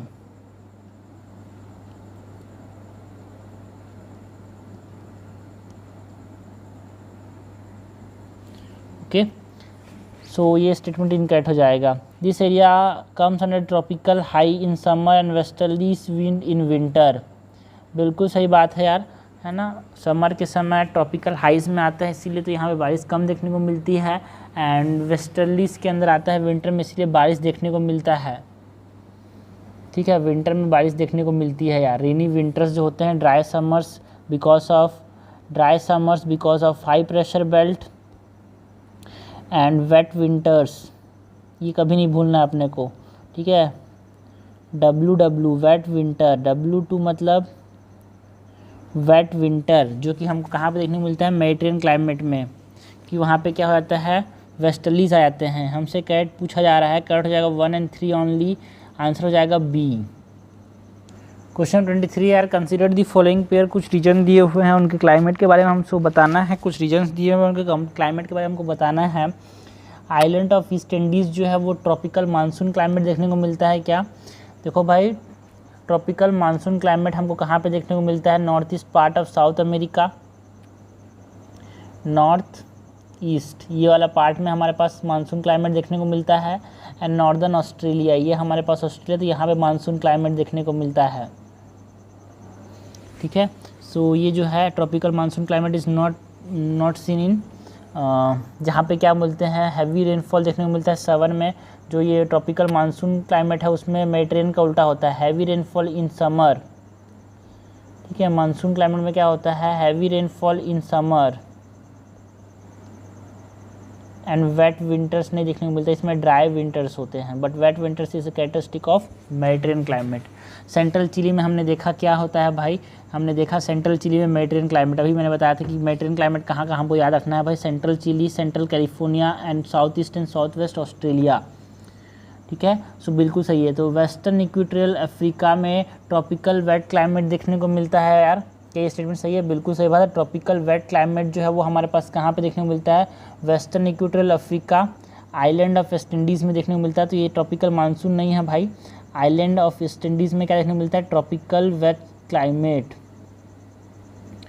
Tropical wet climate. एंड ये एक हो गया आइलैंड ऑफ वेस्ट इंडीज़ है ना, वेस्टर्न इक्वेटोरियल अफ्रीका। और कौन कौन से रीजन है भाई, अमेज़न बेसिन, तो अमेज़न बेसिन में ट्रॉपिकल वेट क्लाइमेट देखने को मिलता है। करेक्टली मैच हमसे पूछा जा रहा है, करेक्टली मैच हो जाएगा 2 and 3, आंसर हो जाएगा C। क्वेश्चन 24 है, this type of climate occur over interior Greenland, Greenland के इंटीरियर में, in summer the temperature is below the freezing point and this region और this area receive very little precipitation, the snow and ice get accumulated and the mounting pressure cause the deformation of ice sheet. ठीक है, mounting pressure की वजह से क्या होता है, deformation of ice sheet. And type of climate हमसे पूछा जा रहा है भाई, तो कौन सा टाइप ऑफ क्लाइमेट है, इसको बोलते हैं आइस केप क्लाइमेट। कौन सा क्लाइमेट, आइस केप क्लाइमेट। और आइस केप क्लाइमेट में क्या होता है, आइस केप क्लाइमेट में क्या होता है, ये जो ग्रीनलैंड एंड अंटार्कटिका में देखने को मिलता है यार, है ना, बहुत कम प्रेसिपिटेशन होता है, आइस एक्यूमुलेट हो जाता है एंड एक प्रेशर बनाता है आइस शीट के ऊपर, एंड जो आइस बर्ग हैं वो फिसलते हैं एंड ये फ्लोट करते हैं आर्टिक एंड अंटार्कटिक वाटर्स में। तो ये हो गया ice cap climate which is seen in Greenland plus Antarctica. Okay, है ना। ह्यूमिड ट्रॉपिक सब ट्रॉपिकल क्लाइमेट की अगर आपसे कोई पूछा जाए कि ह्यूमिड सब ट्रॉपिकल क्लाइमेट कहाँ पे देखने को मिलता है, तो ये हमारे पास जो है नॉर्दर्न इंडियन प्लेन्स में देखने को मिलता है humid sub tropical climate, north eastern India में, मतलब नॉर्दर्न इंडियन प्लेन्स में, दैट इज़ नॉर्थ इंडिया में देखने को मिलता है, एंड चाइना के इंटीरियर में और southern China plains. Tundra climate मतलब बर्फ़ जमा रहेगा, टुंड्रा क्लाइमेट में बर्फ़ जमा रहता है क्या, हाँ, दिस टाइप ऑफ वेजिटेशन जहाँ पे मॉसेस देखने को मिलता है, परमाफ्रॉस्ट रीजन। ठीक है, हमेशा सॉइल जो है वो फ्रोजन रहेगा, तो यहाँ पे लाइकेंस मॉसेस देखने को मिलते हैं। ये जो टुंड्रा क्लाइमेट है भाई, परमाफ्रॉस्ट बोलते हैं इसको एक तरह से, वो कहाँ पे देखने को मिलता है हमें को, ऊपर की रीजन में। ठीक है, आर्टिक रीजन की बात कर सकते हैं हम, रशिया में साइबेरियन डेजर्ट की बात कर सकते हैं। मराइन वेस्ट कोस्ट क्लाइमेट की बात करें तो अभी हमने देखा मराइन वेस्ट कोस्ट क्लाइमेट कहाँ पे देखने को मिलता है यार, है ना, ये देखा हमने कि north coast of North America, west coast of North America, southern Chile, south east of New Zealand, यहाँ पे मराइन वेस्ट कोस्ट क्लाइमेट देखने को मिलता है। 25 नंबर क्वेश्चन है यार, which of the following with reference to the humid sub tropical climate consider the following. तो humid sub tropical climate अभी देखा हमने northern India and South China plains में देखने को मिलता है। This type of climate lies in the eastern part of the continent in the सब tropical latitude. Eastern part of the continent में देखने को मिलता है भाई सब ट्रॉपिकल एटीट्यूड में, बिल्कुल सही बात है। जैसे कि हम बात कर सकते हैं अबाउट दी सब ह्यूमिड सब ट्रॉपिकल क्लाइमेट की बात की जा रही है ना। ह्यूमिड सब ट्रॉपिकल क्लाइमेट कहाँ पे देखने को मिलता है भाई? Tropic of Cancer and tropic of Capricorn के पोलवर्ड, एंड ये सिमिलर होता है to tropical wet and dry climate के साथ। So this type of climate lies in eastern part of the continent in the सब ट्रॉपिकल लैटिट्यूड। क्या eastern part में देखने को मिलता है यार सब ट्रॉपिकल लैटिट्यूड्स में? बिल्कुल सही बात है। दुनिया की बात करें तो दुनिया में यहाँ पे एयर मासेस जनरली यहाँ पे अनस्टेबल होते हैं, तो ये rainfall throughout the year देखने को मिलता है ना। बिल्कुल सही बात है। ये जहाँ हम साउदर्न जापान की बात कर सकते हैं, साउदर्न ईस्टर्न चाइना की बात कर सकते हैं, नॉर्दर्न इंडिया की बात कर सकते हैं, ईस्टर्न कोस्ट ऑफ ऑस्ट्रेलिया में देखने को मिलता है। सो बिल्कुल सही बात है। The rain through out the year in this climatic reason, बिल्कुल सही बात है, बिकॉज यहाँ पे कॉन्स्टेंटली एयर मासेस जो जनरली यहाँ पे अनस्टेबल होते हैं, इसीलिए rain through out the year होता है यार, है ना। सब ट्रॉपिकल हाई क्लाइमेट सबसे इम्पोर्टेंट चीज़ है eastern part of the continent, eastern part of continent, ये सबसे इम्पोर्टेंट चीज़ है। दिस टाइप ऑफ क्लाइमेट अगर in eastern China, eastern coast of Australia, बिल्कुल सही बात है यार, ईस्टर्न चाइना में देखने को मिलता है and eastern part of Australia में देखने को मिलता है। मेनली यहाँ पे थ्रू आउट द ईयर बारिश होती है। करेक्ट हमसे पूछा जा रहा है, करेक्ट हो जाएगा 1 2 3, आंसर हो जाएगा डी। ओके, आगे बढ़ते हैं भाई। क्वेश्चन 26 देखते हैं। Consider the following statement regarding the prevailing winds. हमको बात किसकी करनी है यार? प्रीवेलिंग विंड्स की बात करनी है। जो प्रीवेलिंग विंड्स है इसके बारे में हमसे करेक्ट पूछा जा रहा है। This winds blow from single direction over a specific area of the अर्थ। कि ये स्टेटमेंट सही है भाई? बिल्कुल सही बात है ना। प्रीवेलिंग विंड्स एक सिंगल डायरेक्शन से बहते हैं, कुछ स्पेसिफिक एरियाज में बहते हैं, जिसको हम कन्वर्जेंस जोन बोलते हैं। तो ये स्टेटमेंट सही है। This wind generally blow north south rather than east west. ये इस प्रकार से नॉर्थ साउथ बहते हैं क्या? गलत बात है यार। प्रीवेलिंग विंड्स जो है वो ईस्ट वेस्ट बहते हैं, इस प्रकार से वेस्ट बहते हैं। सो दिस इज इनकरेक्ट, ये ईस्ट वेस्ट बहते हैं, ठीक है। The blowing of such wind is because of the earth rotation which is known as Coriolis force। जो ब्लोइंग है, जो प्रीवेलिंग विंड्स हैं जो ये ब्लो करते हैं, वो because of the earth rotation ये ब्लो करते हैं भाई। बिल्कुल सही बात है। कोरियोलिस फोर्स जनरेट होता है क्लॉकवाइज डायरेक्शन में, हमारे पास काउंटर क्लॉकवाइज रोटेट करता है। कोरियोलिस फोर्स जो विंड इफेक्ट है उसकी वजह से नॉर्दर्न हेमिस्फीयर, है ना, anticlockwise in northern hemisphere and clockwise in southern hemisphere. इसलिए साइक्लोन्स भी इसी प्रकार से मूव करते हैं। So the blowing of such wind is because of the earth rotation which is known as Coriolis force. बिल्कुल सही बात है। करेक्ट हमसे पूछा जा रहा है, करेक्ट हो जाएगा बी 1 और 3 ओनली। क्वेश्चन 27 है with reference to westerlies. Westerlies को वेस्टर्लीज क्यों बोलते हैं? बिकॉज वो वेस्ट से ईस्ट की तरफ बहते हैं, वेस्ट से स्टार्ट होते हैं। करेक्ट हमसे पूछा जा रहा है the tip of the southern America and Australia. ये हमारे पास क्या हो जाएगा? ये अगर नॉर्थ अमेरिका है, ये साउथ अमेरिका है, यहाँ पे ये ऑस्ट्रेलिया है। Tip of the southern America and Australia as well as the island of New Zealand are large landmass to penetrate the roaring 40s। कि ये स्टेटमेंट सही है भाई? बिल्कुल सही बात है। जो वेस्टर्लीज है, इस प्रकार से हम देखेंगे अगर अर्थ के अंदर, तो यहाँ पे ये वेस्टर्लीज जो है ये हाई हो गया, ये हाई हो गया,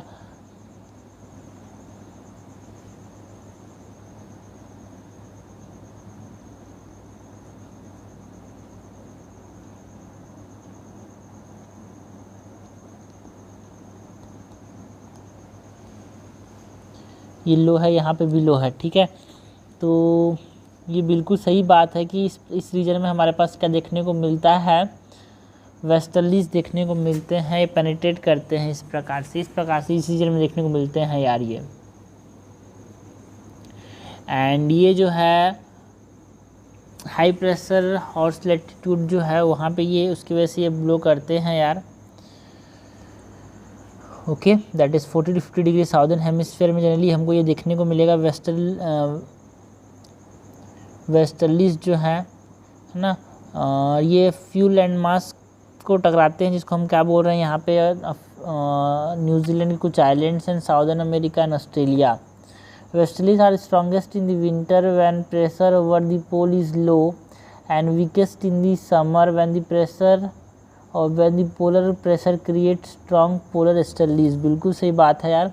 स्ट्रॉन्गेस्ट होते हैं विंटर में, जब प्रेशर जो है पोल्स के ऊपर लो होता है तब जाएगा, तो ये हाई से लो की तरफ जाएगा यार वेस्टर्लीज, इस प्रकार से हाई से लो की तरफ। सो करेक्ट हमसे पूछा रहा है, करेक्ट जाएगा B, both 1 and 2 is correct. Question number 28 है, consider the following statement regarding horse latitude. Horse latitude मतलब क्या है? This are high pressure zones, ठीक है ना। This are what, horse latitude किसको बोलते हैं? हॉर्स लैटिट्यूड में नैरो जोन है जहाँ पे वेस्टर्लीज और ट्रेड विंड के बीच जो नैरो जोन है उसको हम क्या बोलते हैं? हॉर्स लैटिट्यूड बोलते हैं, ठीक है। तो ये सपोज करो अर्थ हो गया, है ना। यहाँ पे हार्डली सेल बनता है हाई प्रेशर से लो प्रेशर के बीच, है ना। एंड इस प्रकार से यहाँ पे इधर अगर जाता है तो ये हाई प्रेशर हो गया ये बेल्ट, तो ये हाई प्रेशर बेल्ट को ही हम क्या बोलते हैं? हॉर्स लैटिट्यूड बोलते हैं। ओके, यहाँ पे भी ये हॉर्स लैटिट्यूड आएगा। तो ये क्या होता है? This narrow zone of warm dry climate between westerlies and trade wind. बिल्कुल सही बात है, ट्रेड विंड है ये वेस्टर्लीज है। Horse latitude is about 40 to 45 degree north and south, ये भी सही बात है। ओके, बट ये 45 to 40 नहीं है, 30 to 35 डिग्री है यार, ठीक है। This is incorrect. The arid Kalahari of Africa is the part of the horse latitude. बिल्कुल सही बात है। अटाकामा जो है साउथ अमेरिका का, और जो कालाहारी है वो किसका पार्ट है? यहाँ पे हॉर्स लैटिट्यूड का पार्ट है। बहुत सारे डेजर्ट इस रीजन में देखने को मिलते हैं, बिकॉज यहाँ पे एयर का मूवमेंट उतना ज़्यादा होता नहीं है। तो हमसे करेक्ट पूछा रहा है, करेक्ट हो जाएगा 1 and 3, आंसर हो जाएगा ए। क्वेश्चन 29 है, with reference to doldrums consider the following statement. Doldrums के बारे में बताना है। This are area around the intertropical convergence zone. देखो हमने बोला डोल ड्रम्स क्या है भाई? बिल्कुल सही बात है कि ये जो है सपोज कर ये अर्थ हो गया, तो इंटरट्रॉपिकल कन्वर्जेंस जोन जहाँ पे ट्रेड विंड आके मिल रहे हैं, उसको हम क्या बोल रहे हैं यार? इंटरट्रॉपिकल कन्वर्जेंस जोन बोल रहे हैं। एंड यही रीजन क्या बोल रहे हैं? डोल ड्रम्स बोलते हैं।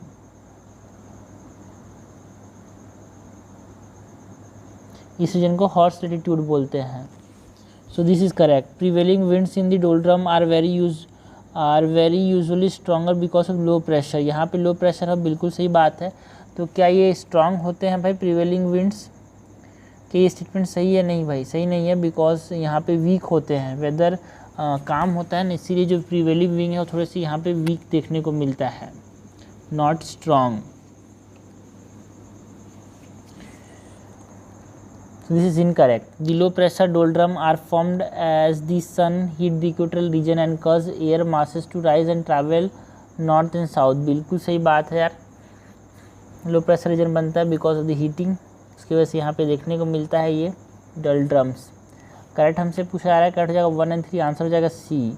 क्वेश्चन नंबर 30 है, consider the following statement regarding jet stream. Jet stream की बात करनी है। They are form near the boundary of air masses with different temperature and humidity. बिल्कुल सही बात है यार।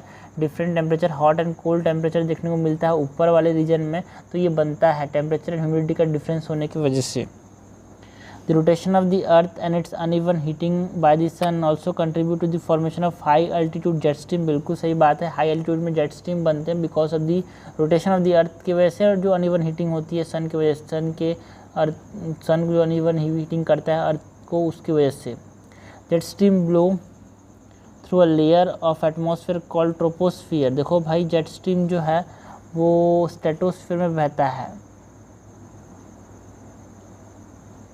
ओके, एंड जो कमर्शियल पायलट्स होते हैं ना, वो यहाँ पे बहते हैं। ऐसा जो कमर्शियल एयरलाइन है वो इसके ऊपर बहता है कि इसके नीचे? इसी के साथ बहते हैं, बिकॉज इसके साथ अगर जेट स्ट्रीम से जाते हैं तो उनको कम टाइम भी लगता है और फ्यूल भी बचता है। तो करेक्ट हमसे पूछा जा रहा है, करेक्ट हो जाएगा बी 1 और 2 ओनली।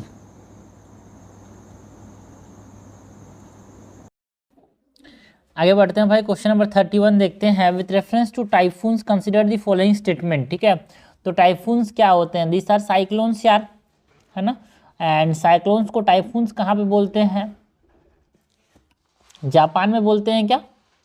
चाइना के अंदर, ठीक है, चाइना, जापान, वियतनाम में इसको बोलते हैं टाइफून्स। ठीक है, ईस्टर्न पैसिफिक में यहाँ पे ये मतलब जो रीजन्स हैं वो अफेक्ट करता है ये। जो ईस्टर्न पैसिफिक की बात करें तो ये साउथ चाइना सी वाला जो रीजन है वहाँ पे। So typhoons are tropical storms and their formation is identical to hurricanes. बिल्कुल सही बात है, hurricanes is nothing but cyclones, उनका नाम दिया गया कहाँ पे? यूएस स्टेट्स में। ठीक है, सो ये बिल्कुल सही बात है। Typhoons form as equatorial wind and blow westward before. ये सपोज ये इंडिया है, ये चाइना है, यहाँ पे ये जापान है, ये साउथ ईस्ट एशिया है। अगर यहाँ पे छोटे छोटे आइलैंड्स, तो इस प्रकार से यहाँ पे टाइफून्स का, यहाँ पे साइक्लोन्स को टाइफून्स बोलते हैं। तो ये वेस्टवर्ड जाते हैं क्या? हाँ, क्या ये वेस्टवर्ड जाता है भाई? टाइफून्स जो है बिल्कुल वेस्टवर्ड जाते हैं ये। ठीक है, सो करेक्टली मैच हमसे पूछा जा रहा है, and turning north and merging with westerlies around the mid latitude. बिल्कुल सही बात है, करेक्ट हमसे पूछा जा रहा है। ठीक है, तो हरिकेन्स कहाँ पे बोलते हैं यार? हरिकेन्स इन दी यूएस बोलते हैं साइक्लोन्स को, है ना। एंड टाइफून्स कहाँ बोलते हैं? हमारे पास इन दी जापान, चाइना, साउथ चाइना सी, वियतनाम, फिलीपींस वाले रीजन में। एंड विली विली कहाँ बोलते हैं? ऑस्ट्रेलिया में। Consider the following statement regarding trade winds. हमको ट्रेड विंड्स की बात करनी है। ट्रेड विंड्स जो है वो इक्वेटर में ब्लो करते हैं यहाँ पे।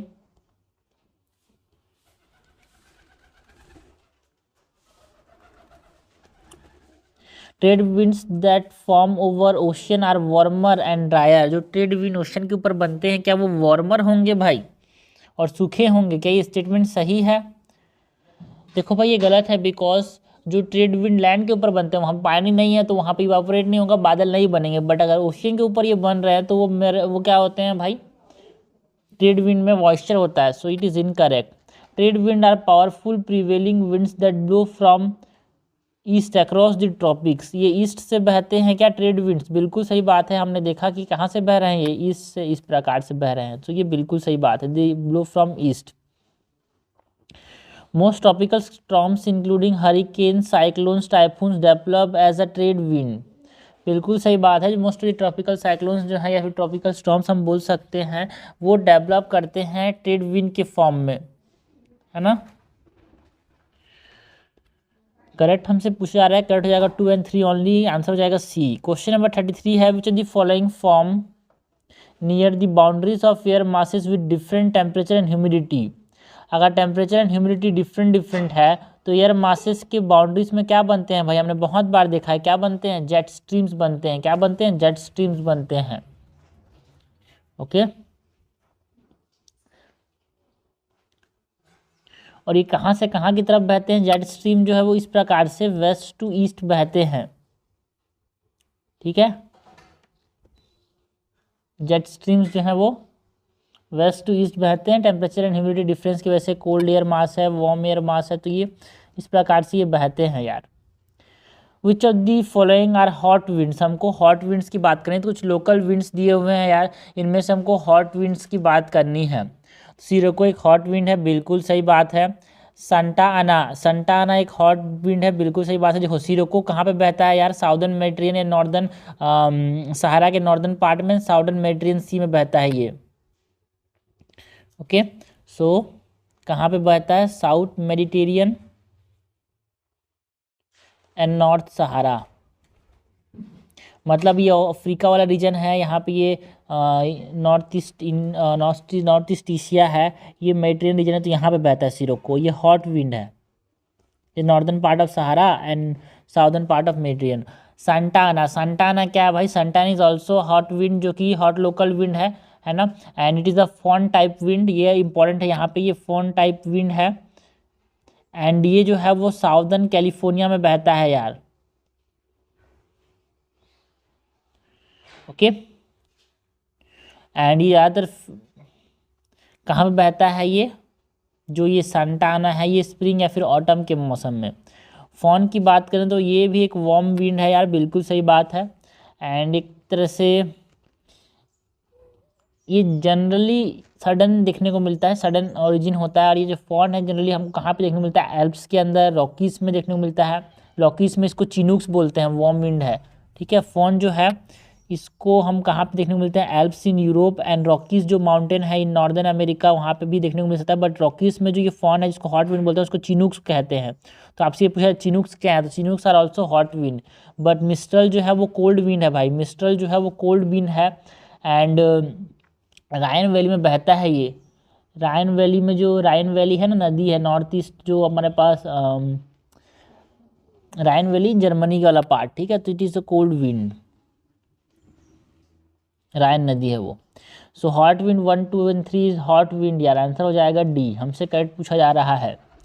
क्वेश्चन नंबर 35 है, consider the following statement regarding anabatic wind. Anabatic wind क्या होते हैं भाई, एनाबेटिक विंड्स, एक एनाबेटिक वर्ड को समझो पहले।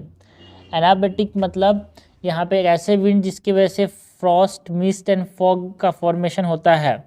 तो अचानक से ऊपर से जब नीचे आता है तो कूल सरफेस की वजह से, है ना, यहाँ पे क्या बनता है, एनाबेटिक विंड जो है वो यहाँ पे देखने को मिलता है।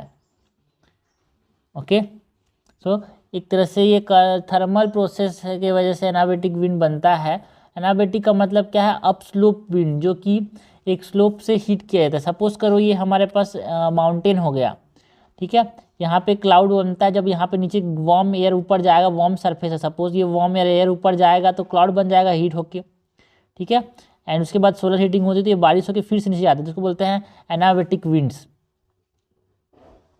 ठीक है। So anabatic wind is caused by thermal heat process, बिल्कुल सही बात है। Anabatic that is up slope wind occur over slope which are heated by sun. क्या ये उस सरफेस में देखने को मिलता है जो कि सन हीट करता है, बिल्कुल सही बात है। यहाँ पे सन होगा ना, सन जो है इसको हीट कर रहा है, उसकी वजह से यहाँ पे ये एनाबेटिक विंड का फॉर्मेशन होता है। ओके,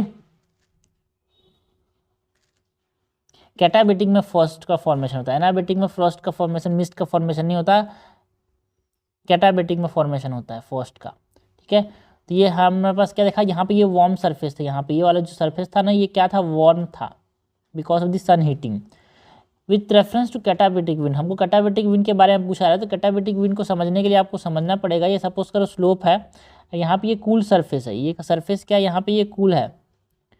अगर ये कूल सरफेस है तो ये जब यहाँ पे एयर ऊपर से नीचे आता है, ठीक है, एयर ऊपर से नीचे आ रहा है तो यहाँ पे क्या होता है, फ्रॉस्ट का फॉर्मेशन होता है, ठंडा है ना इसीलिए। यहाँ पे गर्म था इसलिए ऊपर जाकर बादल बन गया, क्लाउड, यहाँ पे फ्रॉस्ट का फॉर्मेशन बनता है। So katabatic wind are those which occur over slope which are cool, बिल्कुल सही बात है। डाउन स्लोप की बात कर सकते हैं, यहाँ पे जो कूल स्लोप है वहाँ पे ये देखने को मिलता है कैटाबेटिक wind. Katabatic wind are nocturnal phenomena in most part of the world, especially when there is little cloud and due to lack of heating by the sun। बिल्कुल सही बात है यार, जनरली रात में देखने को मिलता है जब सरफेस थोड़ा ठंडा हो जाता है और जहाँ पे कम गर्मी पड़ती है, जहाँ पे सन उतना ज़्यादा देखने को नहीं मिलता, क्लाउड भी कम है यहाँ पे। कैटाबेटिक विंड में lead to the formation of frost, mist, fog in valley, बिल्कुल सही बात है। देखो ऊपर से जाएगा तो यहाँ पे फ्रॉस्ट बन सकता है, फॉग बन सकता है, मिस्ट बन सकता है। तो करेक्ट हमसे पूछा जा रहा है, करेक्ट हो जाएगा डी 1, 2 एंड 3 कैटाबेटिक विंड के बारे में। क्वेश्चन नंबर 37 है, which of the following are fed by polar easterlies and wind from high pressure horse latitude. क्या बोल रहा है, ऐसा कौन सा एयर है that is fed by the polar easterlies and wind from the high pressure horse latitudes. तो जो वेस्टर्लीज है ना भाई, देखो ये हमारे पास ये ट्रेड विंड्स हो गए, ये ट्रेड विंड हो गया, ये इधर भी हाई है, इधर भी हाई है। उसके बाद यहाँ पे ये क्या हो गया, वेस्टर्लीज हो गए। ओके, तो ये देखो ये जो वेस्टर्लीज है this is fed by the horse latitude, देखो ये हॉर्स लैटिट्यूड भी है। एंड देखो भाई बोल रहा है पोलर एस्टर्लीज, ये देखो ये पोलर एस्टर्लीज है, ये भी इसको सपोर्ट करते हैं। ये क्या हो जाएगा, वेस्टर्लीज जो है वो यहाँ पे ये आंसर हो जाएगा यार। क्वेश्चन नंबर 38 है, consider the following pair regarding local winds. हमको बात किसकी करनी है, लोकल विंड्स की। कुछ लोकल विंड्स दिए हैं और वो कहाँ पे बहते हैं, उनको रीजन के साथ उनको बताना है, मैच करना है।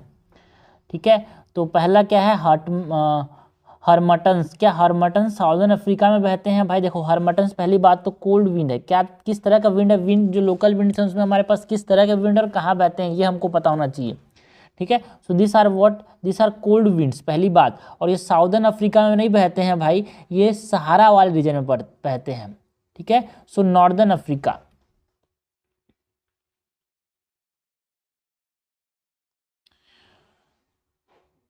खमशीन, खमशीन जो है वो रेड सी वाले रीजन में बहता है, बिल्कुल सही बात है यार, ये हॉट विंड है। ठीक है, ये खमशीन जो है वो मेडिटेरियन सी वाले, eastern part of the Mediterranean Sea, that is Red Sea वाले रीजन में ये बहता है। उसके बाद लिवेंटर, लिवेंटर जो है वो एक, लिवेंटर जो है वो स्टेट ऑफ जिब्राल्टर में बहता है। क्या देखो, पहली बात तो लिवेंटर जो है एक हमारे पास मॉइस्ट विंड है, इसमें बारिश कराता है। एंड एक तरह से आप इसको कोल्ड विंड बोल सकते हो, कोल्ड नहीं बोलेंगे बट ये मॉइस्ट विंड बोल सकते हैं, तब बेहतर क्या रहेगा, मॉइस्ट विंड। ये बारिश कराता है और स्टेट ऑफ जिब्राल्टर में बहता है ना। एक तरह से बैनर ऑफ क्लाउड बोलते हैं इसको, बिकॉज ये बारिश कराता है यार। सो करेक्टली मैच हमसे पूछा जा रहा है, करेक्टली मैच हो जाएगा 2 और 3, आंसर हो जाएगा डी।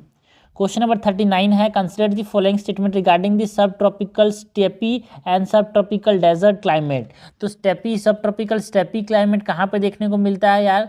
हाँ, ये जनरली देखो, सब ट्रॉपिकल स्टेपी जो है receive slightly more rainfall than desert, बिल्कुल सही बात है। स्टेपी जो है डेजर्ट से थोड़े ज़्यादा बस बारिश, बिकॉज इज आर ग्रासलैंड यार, है ना, तो थोड़ी ज़्यादा बारिश होती है यहाँ पे। Variability of rainfall is present in subtropical steppe and desert both, बिल्कुल सही बात है। कभी ज़्यादा बारिश हो सकती है, कभी कम बारिश हो सकती है, तो जो है ना ये वेरिएबिलिटी देखने को मिलता है रेनफॉल का। इन डेजर्ट रेन अकर, तो सबसे कम बारिश कहाँ होती है, डेजर्ट्स में, उससे थोड़ा सा स्टेपी के अंदर। Steppe are something like grasslands यार, है ना। In desert rain occur in short intense thunder storm and is ineffective in building soil moisture, बिल्कुल सही बात है। डेजर्ट्स के अंदर जो होता है बहुत कम बारिश होता है, छोटे से इंटरवल में बारिश होता है, उतना उतना बारिश नहीं होता कि सॉइल के अंदर मॉइस्चर डेवलप कर पाए। ठीक है, and annual and diurnal range of temperature जो होता है वो भी हाई होता है यहाँ पे, तो ये भी सही बात है। करेक्ट हमसे पूछा जा रहा है, करेक्ट हो जाएगा यहाँ पे all of this, that is 1, 2 and 3, answer क्या होगा 39 का डी। तो ये हमने क्वेश्चन देखे रिगार्डिंग प्लेनेटरी विंड्स। तो इस प्लेनेटरी विंड्स में ऐसे नहीं सिर्फ प्लेनेटरी विंड्स के, यहाँ पे इंपॉर्टेंट क्वेश्चन देखे रिगार्डिंग साइक्लोन्स, ट्रेड विंड्स, हमने कुछ इंपॉर्टेंट लोकल विंड्स की बात भी की, है ना। ये सब कॉन्सेप्ट्स हैं यार एनसीईआरटी के, जो कि क्वेश्चन बनाने से एक चीज़ें दिमाग में रहती है, कहाँ पे हमको ध्यान देना है, कहाँ पे हमको ध्यान नहीं देना है, साइक्लोन्स का फॉर्मेशन कैसे होता है, अल नीनो के बारे में चीज़ें, ऐसे क्वेश्चन को सॉल्व कैसे करना। अल नीनो सब पढ़ लेते हैं, बट एमसीक्यू जब आता है तो उसमें कन्फ्यूज हो जाते हैं ना, बारिश कहाँ होगी कहाँ नहीं होगी, तो उसका उसका ट्रिक्स बहुत जरूरी होते हैं, टिप्स एंड ट्रिक्स बहुत जरूरी होते हैं एमसीक्यू सॉल्व करने के लिए, जो कि हम यहाँ पे देख रहे हैं।